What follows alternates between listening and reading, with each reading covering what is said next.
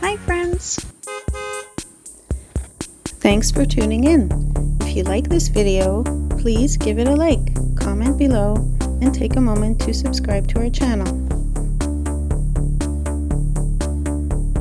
Driving along Interstate 71 through Louisville offers a look at one of the most historically important crossroads in the state of Kentucky. This city developed because of its location along the Ohio River, a major transportation route long before modern highways existed. In the late 1700s, river traffic stopped here to bypass the Falls of the Ohio, the only natural barrier to navigation along the entire river. Because of that obstacle, Louisville quickly grew into a trading and shipping hub where goods moving between the eastern United States and the frontier were transferred and sold. Today, I-71 follows a modern transportation corridor that echoes those early trade routes connecting Louisville with cities like Cincinnati and beyond. Louisville itself was officially founded in 1778 during the American Revolutionary War and was named after King Louis XVI of France, honoring France's support for the American colonies. One of the defining moments in Louisville's history came during the Great Flood of 1937. In January of 1937, relentless rain pushed the Ohio River far beyond its banks. Nearly 70% of the city was flooded, forcing thousands of residents to evacuate their homes. The disaster reshaped how the city approached flood control, leading to the construction of extensive flood walls and pumping stations that still protect the area today. When traveling through the city along Interstate 71, you are moving through neighborhoods that once sat underwater during that historic flood. The construction of Interstate 71 itself marked another important chapter in the region's development.